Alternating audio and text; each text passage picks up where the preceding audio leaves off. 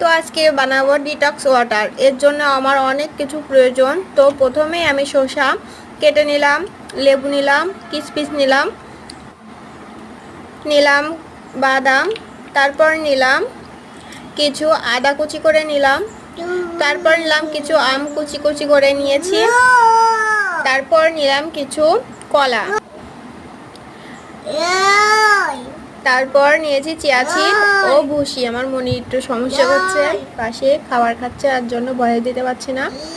তো তারপরে মধু নিলাম, তারপরে নিশ্চয় একটা কাচের জার লাগবে ভালোভাবে, ওর ভিতরে জল ঢেলে দিলাম।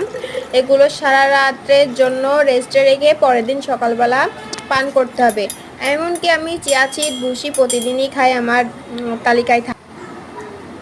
আমি প্রতিদিন চিয়া সিড প্রতিদিন রেগুলার খাই, তো এটি খুব উপকার করে, মেদ কমে, তারপরে সব দিক থেকে ফিটফাট রাখে।